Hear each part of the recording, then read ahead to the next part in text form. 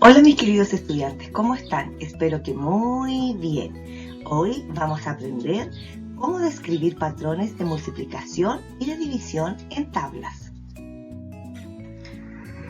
Para continuar, observaremos la siguiente situación. María Paz y su hermano están jugando un videojuego. La siguiente tabla muestra la secuencia numérica del puntaje obtenido entre ambos en las 4 primeras etapas. Puntaje del videojuego en cada etapa. Etapa 1, 30 puntos. Etapa 2, 90 puntos. Etapa 3, 270 puntos. Y etapa 4, 810 puntos. ¿Qué patrón podría describir el puntaje en las primeras 4 etapas del videojuego? Veamos. A ver, observemos la siguiente columna. La secuencia numérica en esta columna o en esta tabla aumenta o disminuye. ¿Qué creen ustedes? Contesten esas preguntas en su libro. ¿Siempre es la misma diferencia entre dos números consecutivos? Veamos, a ver. 30, 90. Si me doy cuenta, esta columna va aumentando, ¿cierto? Pero va aumentando con la misma cantidad de números. Si veo que podría ser 30 más 30, 30 más 30 es 90, no, ¿cierto? Entonces, ¿va aumentando con la misma diferencia entre dos números consecutivos?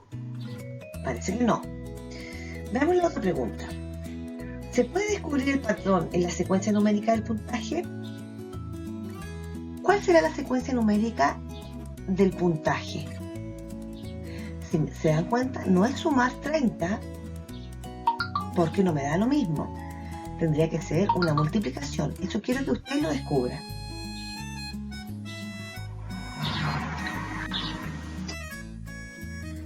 Al organizar los datos de algunas secuencias numéricas en una tabla, puedes observar que estos siguen un patrón de multiplicación o de división.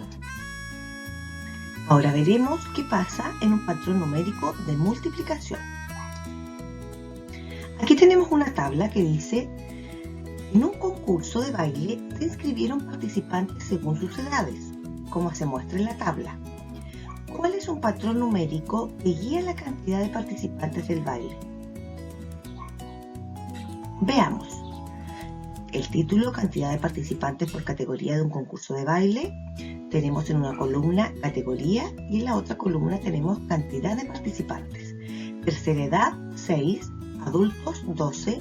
Juvenil, 24. Infantil, 48. Si se pueden dar cuenta, en este patrón se observan los números que van aumentando, pero no aumentan de la misma cantidad.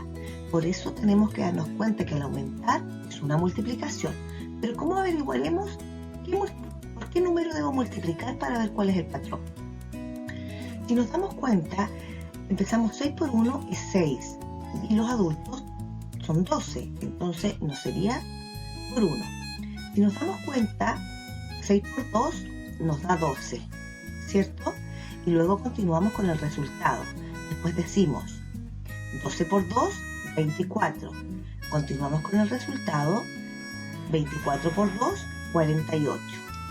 Y ahí terminamos nuestra secuencia. Entonces, la secuencia de este patrón es la cantidad de participantes aumenta y el patrón que se produce es multiplicar por 2. Ahora veremos cómo se puede resolver un patrón numérico de división. Veamos una situación. En un campeonato de fútbol participan 32 equipos. La siguiente tabla muestra la cantidad que van quedando en cada fase. ¿Cuál es un patrón numérico de la cantidad de equipos clasificados en cada fase? Si se dan cuenta en esta tabla, tenemos de la fase 1 a la 4 y los equipos clasificados, el primero clasificó con 32, el segundo con 16, el tercero con 8 y el último con 4. Si se dan cuenta, aquí se está produciendo una disminución, pero la disminución de los números no son consecutivos y no es la misma. Entonces, cuando me doy cuenta en una tabla que va disminuyendo y no la misma cantidad, se está hablando de un patrón de división. Veamos qué pasa. ¿Cuál será el patrón de división? Si vemos 32 empiezo a dividirlo por los números para ver, encontrar cuál es. En este caso digo 32 por 1, dividido por 1, 32, entonces no me serviría. Continúo con el siguiente, 32 dividido por 2 es 16, ¿cierto? Tomo el resultado y lo sigo dividiendo a ver si va concordando.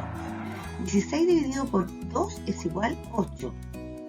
Luego tomo el 8 y digo 18 dividido por 2 es igual a 4.